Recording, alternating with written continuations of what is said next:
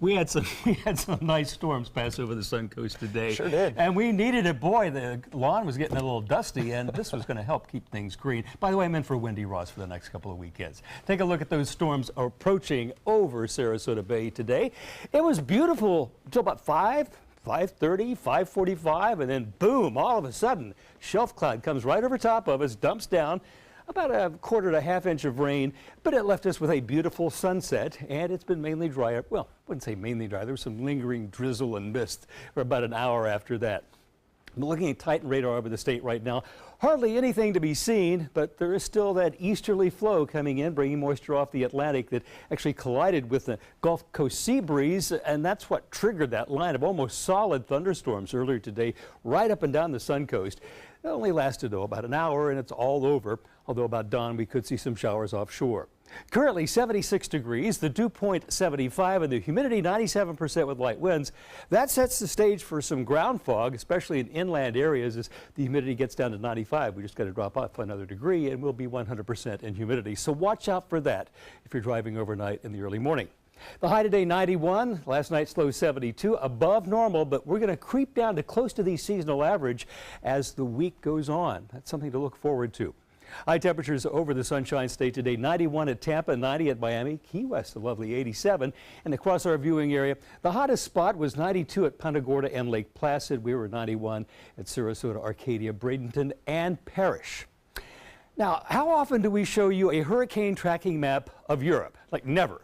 And in fact, never has there been a hurricane, post-hurricane, this strong, this close to Europe in recorded history.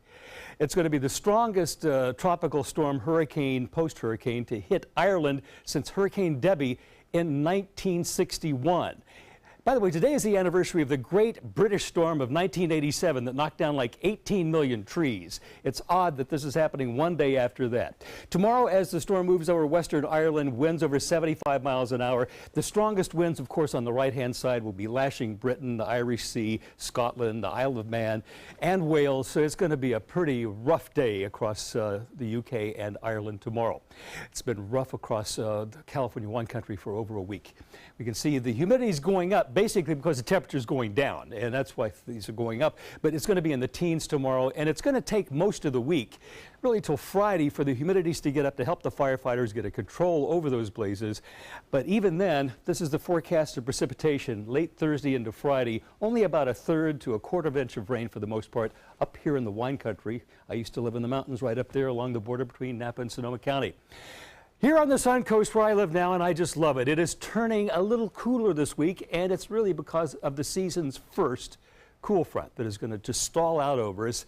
Not really bring us a lot of cool air, but there'll be enough dry air to make it feel just a little bit more comfortable by Wednesday, Thursday, Friday, and even into Saturday. Don't look for any big cool down, but it's just not going to feel quite as humid. And here is that front approaching from the north, and you can watch it approach the Sun Coast or approach Florida.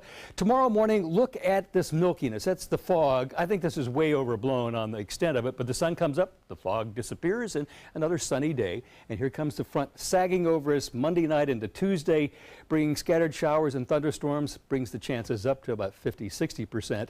And just behind it, a little bit drier air, dew points going down to like 68, 69 instead of being like the 72 to 73 degree range that we've had. Tomorrow's going to be a great day on the water. Tuesday and Wednesday will be a little rougher, only 2 feet seas tomorrow. Beach temperature 86. Now here's my forecast for the next 7 days, and I kind of like giving you this kind of forecast because it's going to be more comfortable. 50% chance of showers on Tuesday, 40 on Wednesday, and then the front washes out, leaves us with the drier air, and overnight temperatures only in the upper 60s. That's pretty close to where we should be for this time of year.